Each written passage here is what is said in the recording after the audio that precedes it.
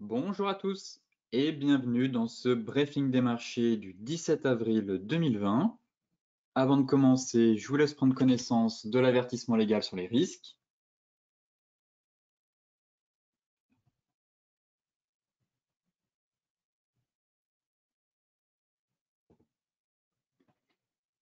Et donc, tout de suite, focus marché avec la dernière séance de la semaine. Alors, les bourses européennes, elles, ont terminé en hausse hier, excepté Paris, au terme d'une séance, on va dire, assez hésitante, puisque la tendance reste globalement soutenue par des perspectives d'une reprise de la vie économique alors que les indicateurs économiques restent plutôt inquiétants.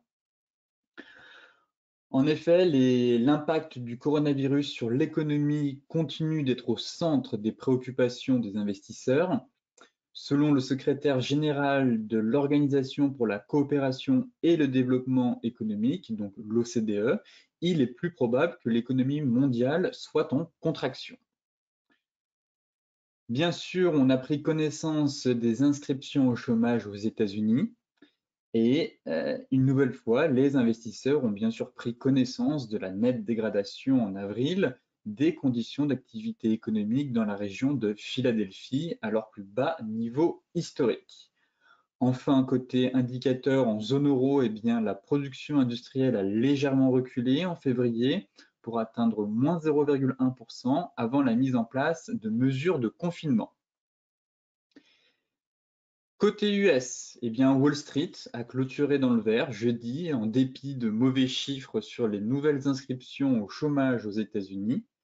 Les États-Unis ont encore compté la semaine dernière 5,2 millions nouveaux de demandeurs d'allocation chômage, selon les chiffres publiés jeudi par le département du travail. Enfin, quelques 6,6 millions d'inscriptions avaient été enregistrées la semaine précédente. Au total, eh bien, c'est plus de 22 millions de personnes qui se sont inscrites au chômage en 4 semaines. Et malgré ces chiffres, une nouvelle fois catastrophiques qui reflètent, on va dire, largement l'impact de la pandémie de coronavirus, eh bien, les investisseurs préfèrent tout de même aller de l'avant et se raccrocher à des signaux plus positifs. Et effectivement, hein, ce matin, on constate que les bourses européennes et même les futurs US sont portées par un net regain d'optimisme euh, après la présentation par Donald Trump des grandes lignes d'un plan de réouverture de l'économie américaine et des résultats encourageants d'un traitement du coronavirus. Autre élément en fait qui relègue au second plan la contraction historique de l'économie chinoise. Pour faire un parallèle, bien sûr, regardons les charts macro. Donc ici, nous avons pour commencer les inscriptions au chômage US.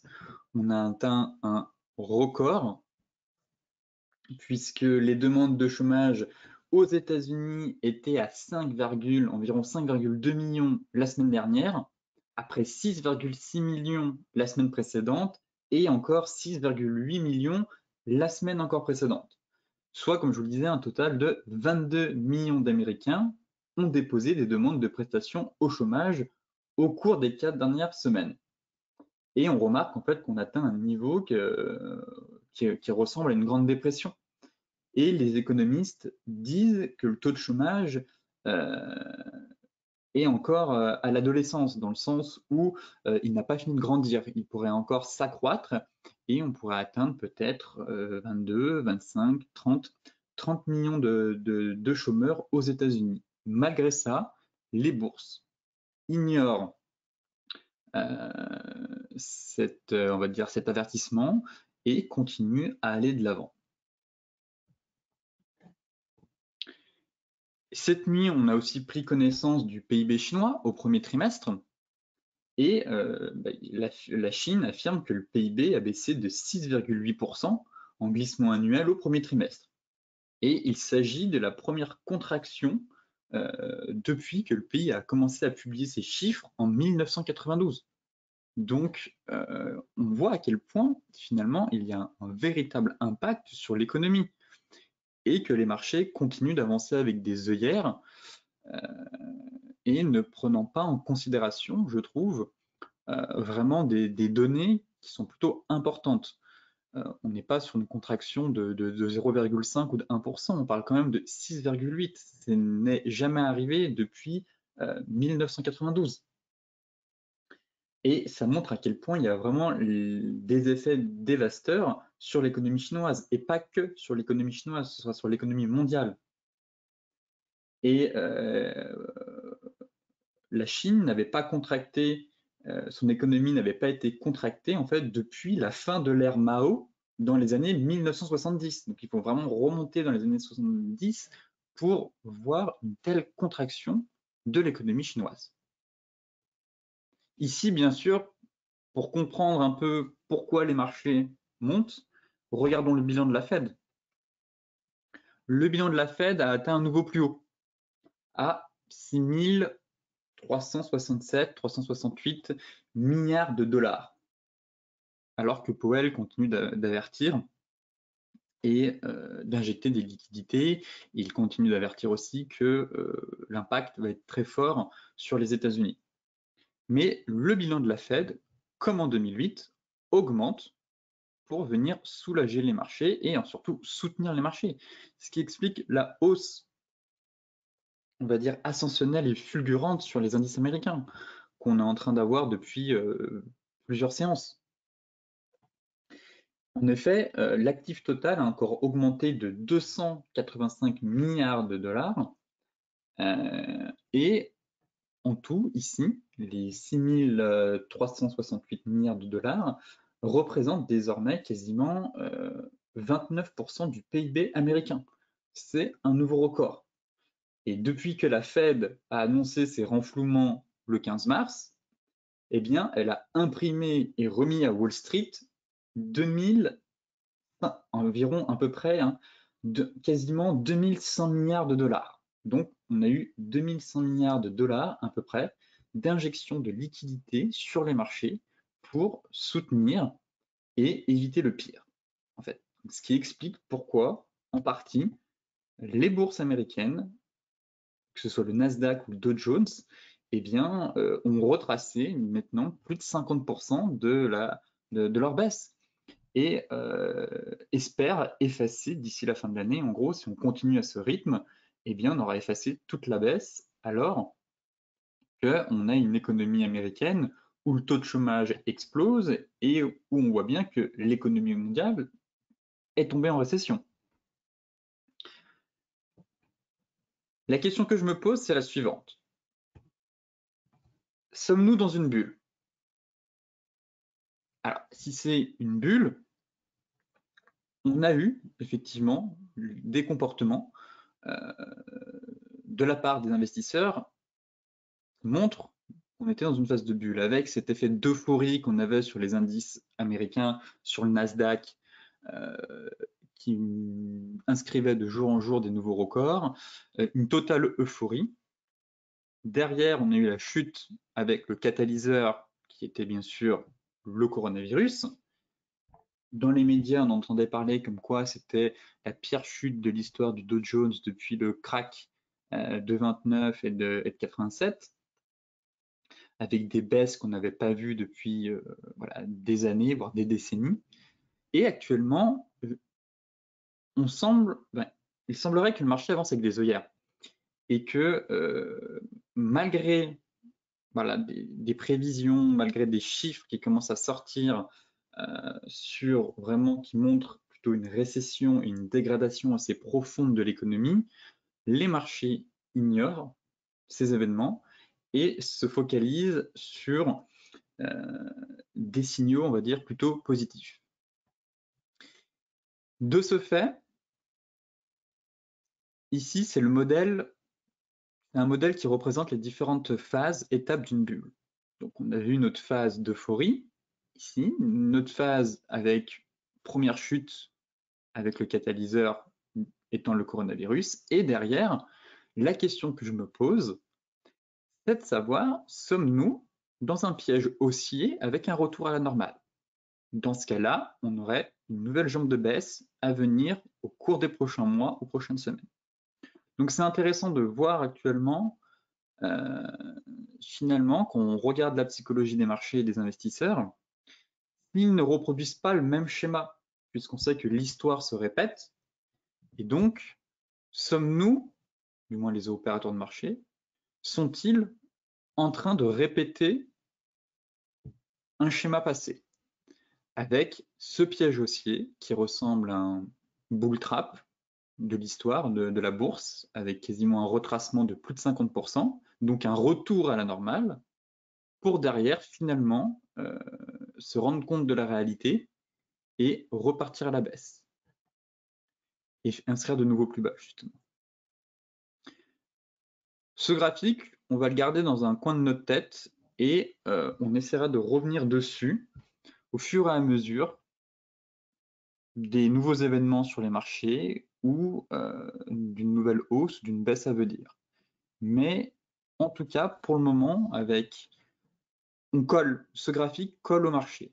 Dans tout ce qu'on a eu avec la phase d'euphorie, la grosse chute, le piège haussier qu'on est en train de vivre, le retour à la normale, il reste à savoir si soit on va repartir complètement en haut, ou au contraire, avoir un retour des investisseurs qui collent aux fondamentaux, qu'on peut le voir avec le chômage, le PIB, ce que vous voulez, pour derrière finalement déclencher une nouvelle vague de baisse. Côté graphique, on commence avec le CAC 40.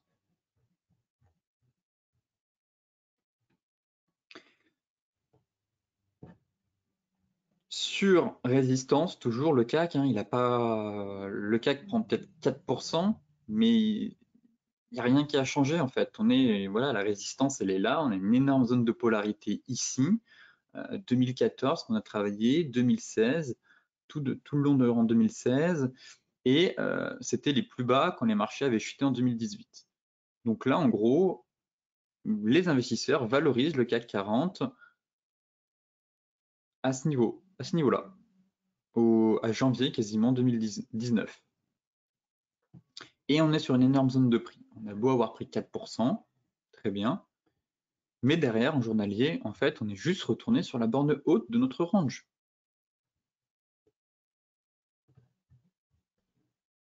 Ni plus ni moins, en fait. Alors que les indices US, eux, continuent de s'envoler, mais le CAC, il ne se passe rien, en fait, depuis le 26 mars. On est dans un range. On est dans un range, on est retourné sur la borne haute avec un gap laissé ouvert. Bon, je vois mal, je ne suis pas contre, je n'exclus pas ce scénario en me disant on va avoir une mèche un peu pour venir combler ce gap ici. Donc oui, on peut très bien aller chercher les 4006, mais graphiquement, force est de constater qu'on est dans un range en fait, entre 4550 et 4140. Et que sur les bourses européennes, rien n'a changé. Et derrière, le pivot clé, lui, n'a pas non plus changé, c'est les 4140, qui assure ce sera un double top. Mais pour le moment, eh bien, j'ai l'impression qu'en données 4 heures, on a un range dans un range, à savoir ce gros range ici, et en données 4 heures, voilà, ici, nouveau range en place. Entre 4300 et 4600. Et pourquoi pas avoir un excès pour venir combler le gap ici vers les 4602, vraiment. Mais on latéralise. On latéralise toujours, il n'y a pas de nouvelle ascension, il n'y a pas de nouveau plus haut depuis les 3 dernières semaines. Non, on consolide toujours sur le CAC. Pour moi, ce qui va être déterminant, ce sera la cassure des 4610 avec une clôture journalière, une bougie flux. Tant qu'on est dans cette zone, eh bien là, on a un nouveau range de très court terme, et notre range de moyen terme, c'est 4580, 4140. Et seule la cassure de l'une de ces deux bornes donnera le tempo à suivre pour les opérateurs.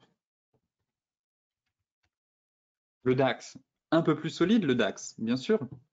En 4 heures, on a un range. On a un range, encore une fois. Mais on n'a pas inscrit de nouveau plus haut. Voilà, il est là le range. Donc, consiste à vendre en haut et acheter en bas. Donc, pareil, à très court terme, c'est un range entre 10 780 et 10 215.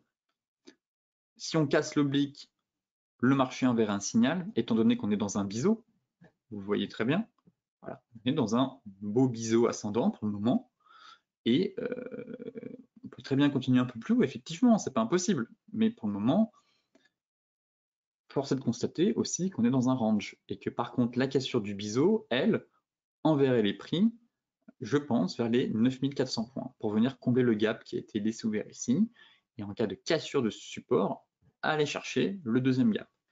Mais on est dans un biseau, on inscrit un rebond dans un biseau ascendant, et à très court terme, on consolide dans un range. Si je me mets en journalier, voilà, on voit aussi bien le biseau, et je ne serais pas contre un. Voilà, on pourrait aussi très bien avoir de nouveau aller chercher les 11 000 et la monobile 50, on serait toujours dans le biseau. Ce qu'il faut surveiller, par contre, ce sera la cassure du biseau, parce qu'on a quand même un gruyère, je trouve, sur le DAX. On a un gap ici, il est ouvert, on a un deuxième gap ici qui n'a pas été comblé, on a un troisième gap ici, et on a encore un autre gap ici. Donc, on a quand même pas mal de gaps laissés ouverts en chemin, et on arrive près d'une zone chaude. Et bien sûr, on est dans un biseau, et logiquement, la sortie d'un biseau ascendant se fait généralement par le bas. Le Dow Jones. Alors le Dow Jones, bien sûr, va ouvrir avec un gap haussier, logiquement. On a fait une clôture assez timide, on va dire positive, certes, mais pas de grand-chose. En hebdo, on travaille notre zone. On est toujours sur notre fameuse zone. Bon, là, je l'ai enlevée, mais je peux la remettre. C'est la moyenne mobile 200.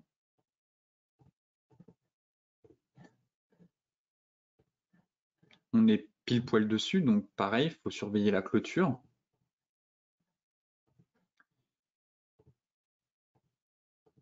Voilà. Mais on est dessus, on est sur notre zone, on a une grosse zone ici, vraiment au niveau même 24 000 jusqu'à 24 000, je trouve. C'est un gros niveau. Pour le moment, on est dessus, on risque d'ouvrir avec un gap haussier, on devrait ouvrir au-dessus de la moyenne mobile 200, mais c'est la clôture qui va être importante surtout. En journalier, pas grand-chose à dire, on n'a pas un chandelier qui évoque éventuellement un signal de retournement.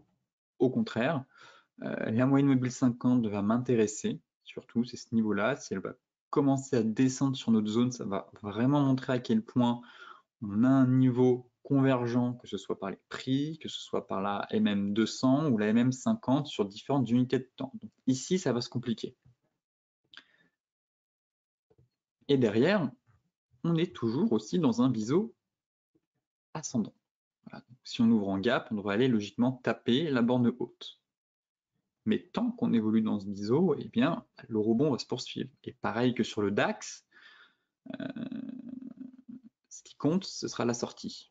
Si on a une sortie par le bas, pareil, il y a des gaps à venir chercher sur l'indice. Donc, je ne parle pas forcément d'aller tout de suite à 19 000, on peut très bien finalement remonter. Mais dans un premier temps, venir combler ces gaps-là me semble envisageable.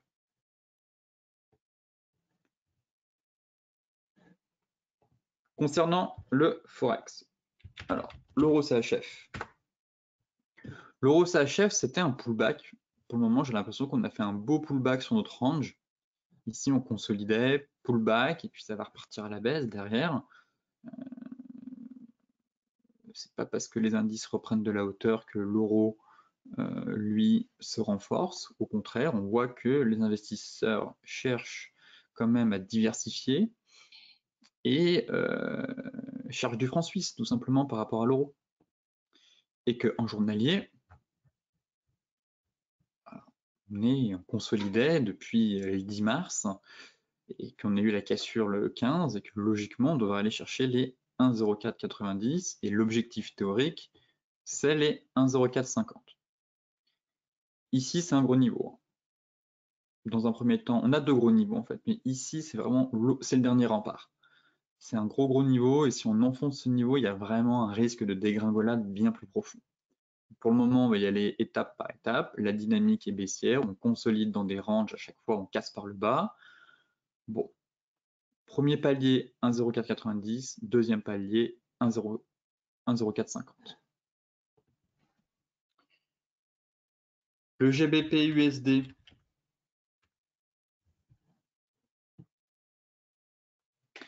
Le GBP USD, pareil, on tente, on est sur un gros niveau, on a fait un peu un avalement ici, on a réussi à enfoncer le niveau des 1,25.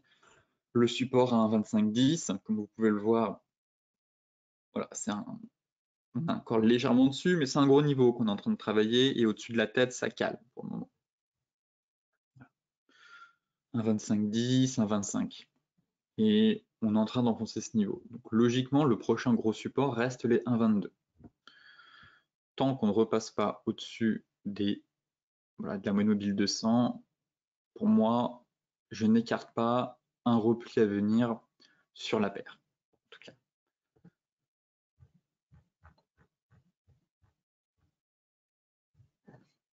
En données 4 heures, on n'a pas tant d'indications que ça. Finalement, on avait le range ici. J'ai l'impression qu'on est en train de réintégrer le range. Et pareil, on a un peu une zone forte avec la MM50 et la MM200 juste sous nos pieds ou au-dessus de la tête. Bon, il faudrait une belle cassure. Mais si c'est une fausse sortie du range avec une réintégration, logiquement, on a plus de chances d'aller revisiter en tout cas la borne basse située à 1,22. L'euro NZD.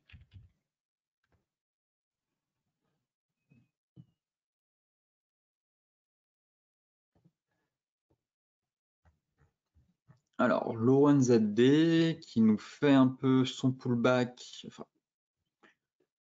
qui a tenté sa reprise ici, qui est venu échouer sur la première résistance à 1,8255. Il y a quand même la force d'aller chercher les 1,8675.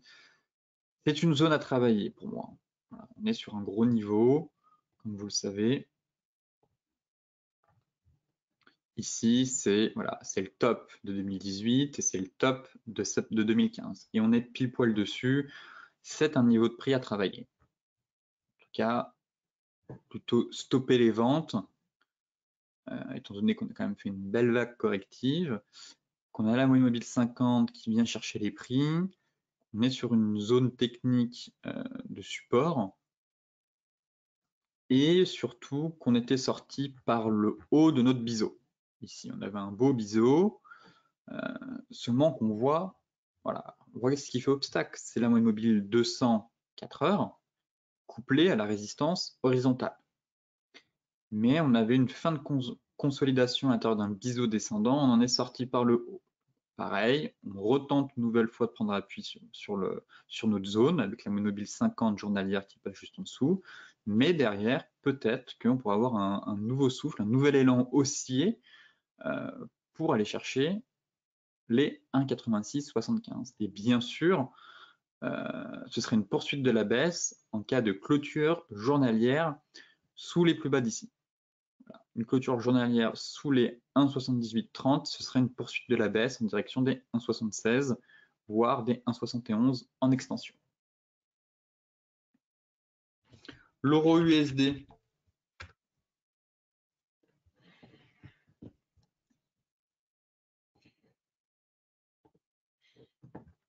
L'euro USD. Il fait le yo-yo pour le moment.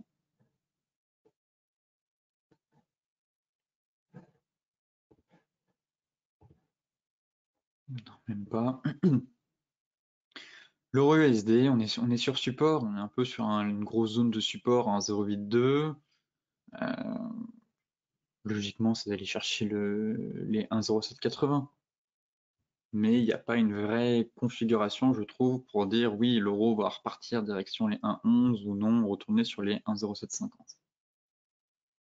On manque de visibilité, il faut évoluer à très court terme sur l'euro, j'ai l'impression pour le moment, ou identifier les très grosses zones.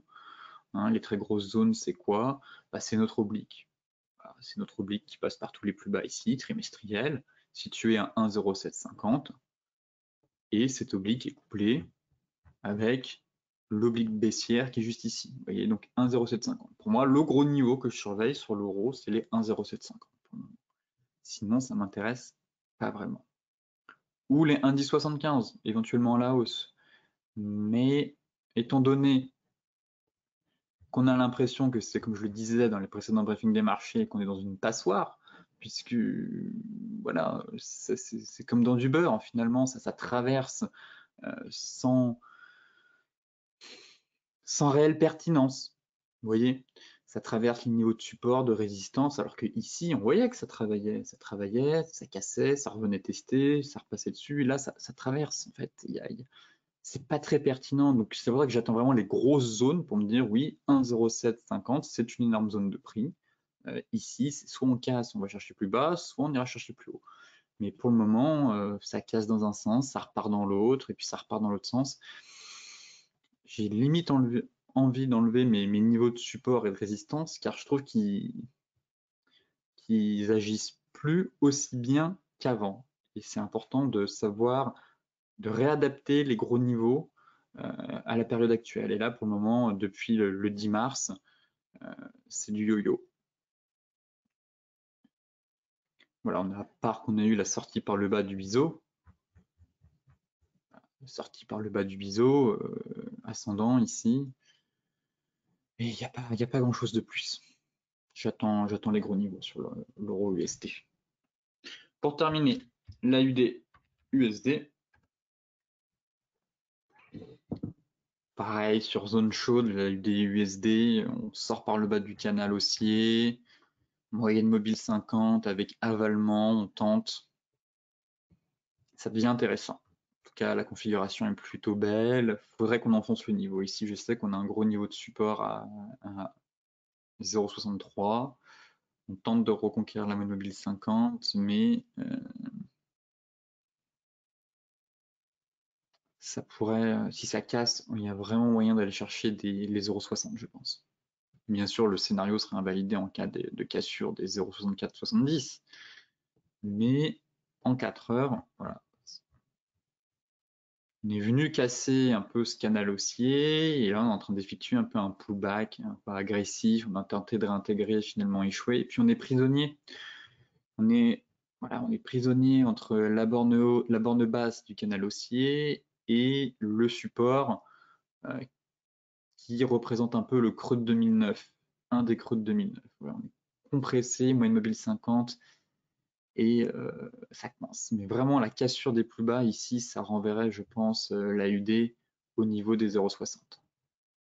Et effectivement, en hebdomadaire, on voit qu'on travaille bien. Voilà. On a cassé les mèches, on est au deuxième niveau ici, et on voit que ça travaille. On est sur un gros niveau technique. Effectivement, si on arrive à franchir ce gros niveau à la hausse, oui, là, il y aura une belle jambe de hausse. Tant qu'on est sous ce niveau, peut-être qu'on est tout simplement sur un rebond en direction voilà, des plus bas et que derrière, ça pourrait repartir à la baisse. Et finalement, là, on est sur un doji, on voit que la semaine a été une semaine d'hésitation. Et effectivement, on est sur un gros niveau technique et le marché se cherche tout simplement. Passons aux matières premières avec le gold. Le gold, j'aime pas la configuration hebdomadaire. Là, ça c'est pas joli comme bougie. Beaucoup de mèches et derrière ça cale. Les vendeurs prennent l'ascendant psychologique. Un peu, faut attendre la clôture, c'est encore trop tôt pour dire si on va partir sur une étoile filante, si on va partir sur un peu un doji, comment on appelle ça, Dragonfly, il me semble, ou doji en pierre tombale ou Dragonfly, un des deux. Je me souviens plus exactement, ou au contraire faire une étoile filante. Mais la structure n'est pas jolie, en tout cas sur l'or. Ça peut se comprendre. Pourquoi? L'or a pris, faut pas oublier ça aussi, mais l'or a pris 20% en un mois. C'est énorme. Depuis le point bas, l'or a pris 20%. Logique que les cours de l'or subissent des prises de bénéfices. En tout cas. En données 4 heures, et effectivement, on prend appui sur support, qui est la moyenne mobile 50, ici. On a fait une sortie de range par le bas avec une cassure de notre oblique.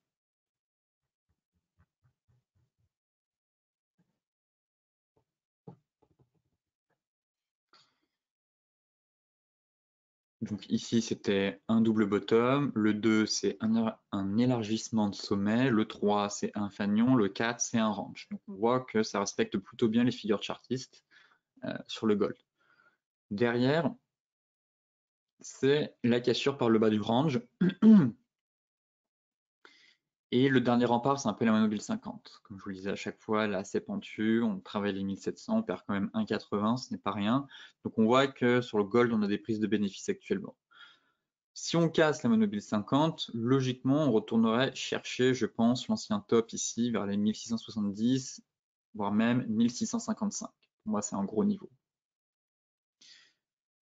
Et au contraire, si on sait jamais, hein, durant la séance, si on parvient à sauver les 1700, eh bien la dynamique, pour le moment, la dynamique reste haussière. On a juste cassé notre droite de tendance, et là on travaille la même 50. Et sous ce niveau, effectivement, ce serait un repli sur les 1655 dans un premier temps. Et derrière, le marché a besoin de respirer aussi, comme je vous le disais, car prendre 20% en 25 jours, 25 séances quasiment, c'est énorme pour le cours de l'or. Pour rappel, hein, le gold avait pris 20% l'année dernière. Si je prends la bougie ici, 18%, vous voyez. Et là, on prend quand même déjà 11, mais juste sur 30 jours, on a pris 20 depuis un creux. Donc ce n'est pas rien, c'est normal, c'est légitime qu'il y ait des prises de bénéfices sur l'or. Toutefois, cette bougie-là, il va falloir la surveiller, effectivement. Car on voit que les vendeurs, finalement, se sont vraiment manifestés sur les 1750 et derrière arrivent quand même à bien retracer et on pourrait finalement avoir une structure, en tout cas, de retournement et avoir un repli un peu plus profond durant les prochaines séances. Surtout si les indices sont amenés à corriger. Hein. Si les indices rechutent, il y aura une nouvelle fois des prises de bénéfices pour compenser des appels de marge sur d'autres marchés. Les matières premières. Nous sommes sur les matières premières. Le Brent, je voulais dire.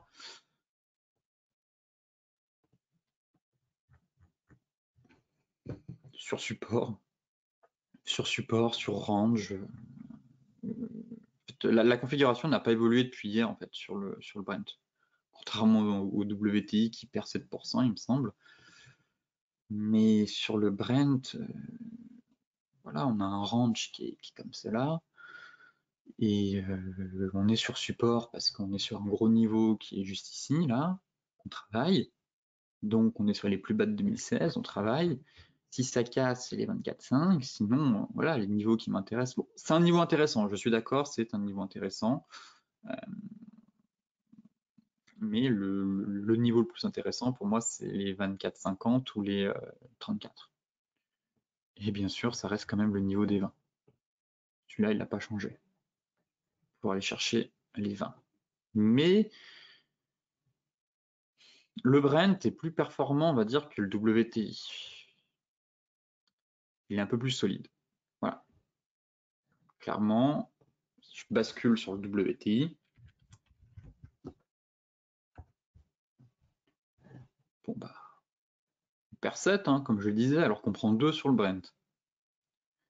Et on a inscrit de nouveau plus bas, alors que sur le Brent, pas du tout. On est dans la zone trimestrielle, mais rappelez-vous que on sort par le bas d'un range, ok, et que ce range, l'objectif est à 12. On est sur une grosse zone là. C'est très intéressant ce qui se passe sur le WTI. On est vraiment sur une grosse zone trimestrielle. Ça peut être intéressant de se positionner, je peux comprendre. D'ailleurs, énormément de particuliers se positionnent actuellement sur le pétrole, étant donné qu'on a plus de 80% des traders particuliers sur IG Market qui sont à l'achat. Mais comme ils étaient à l'achat ici, comme ils étaient à l'achat ici, comme ils étaient à l'achat ici, donc ça montre à quel point les particuliers peuvent se tromper, en tout cas, et que c'est un indicateur contrariant. Mais en trimestriel, oui, il y a une grosse zone. C'est une grosse zone et ça devient intéressant. Vous voyez, c'est ici, on est pile poil dessus. Mais le support ultime, pour moi, c'est le support annuel. Voilà. Ici, c'est le support ultime. Support annuel des 12, 10. Peut-être pas 10, si 10, 10, 11, 6 plutôt. Voilà. Ici, c'est vraiment le support, ou si on casse, là par contre, ce serait quand même assez dramatique pour le pétrole. Mais d'un point de vue technique, finalement, en hebdomadaire, c'est pour ça que sur le Brent, je vise un peu plus bas. Je vois un peu plus bas. Parce que là, on avait un signal de retournement hebdomadaire, il a été invalidé un peu cet avalement en mode un mix. Ouais, on va dire que c'est un mixte entre un avalement et une étoile du matin. Derrière, complètement, voilà, on a franchi les plus bas, il est invalidé ce signal haussier là. Et on teste un niveau trimestriel. Et sur le Brent, il est un peu plus robuste. Mais si je reporte cet objectif de prix,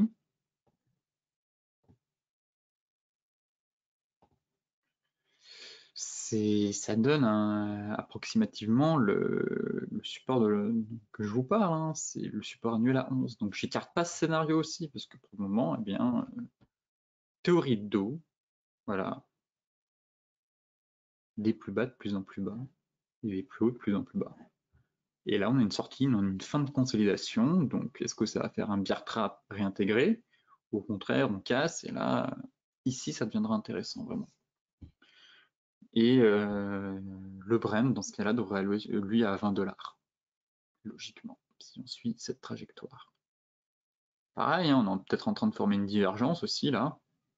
Bon, il faudrait que l'indicateur rentre en zone de survente, donc on pourrait enfoncer, et puis ce serait juste magnifique qu'on ait une énorme divergence ici, là, sur zone, et puis là, ça repart derrière.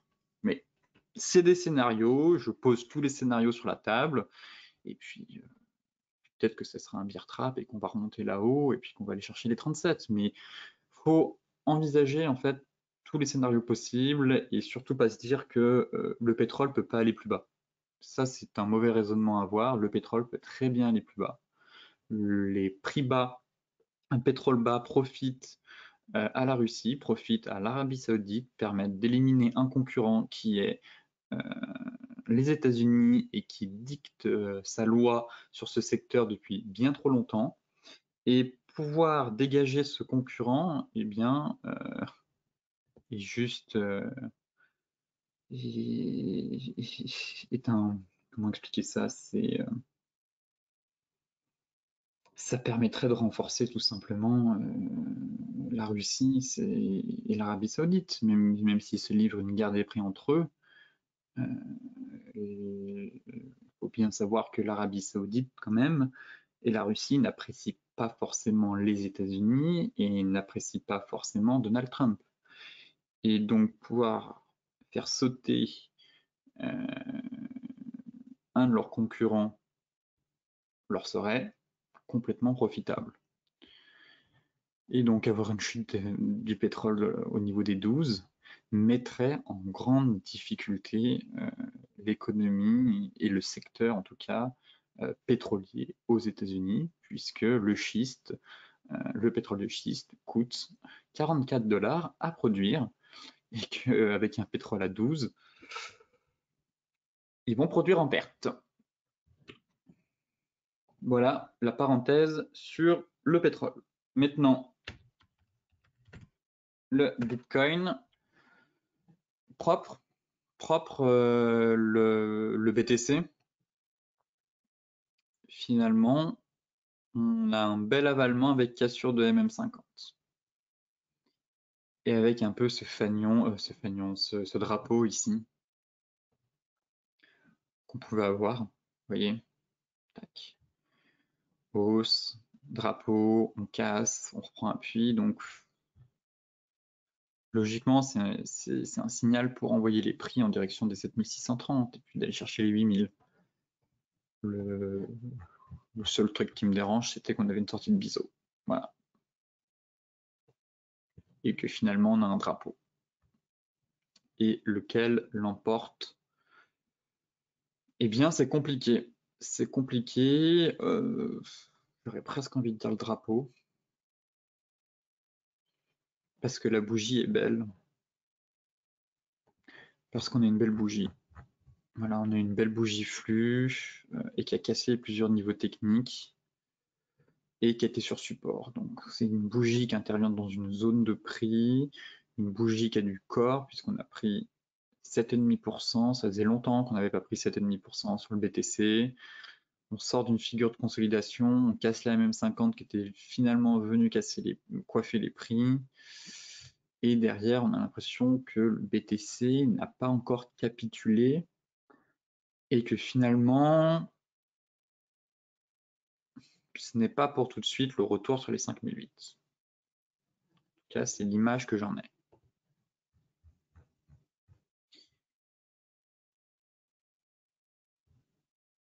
Donc, plutôt en faveur d'une poursuite de la hausse. Ce sera intéressant de regarder les positions acheteuses et les positions vendeuses sur le BTC. Mais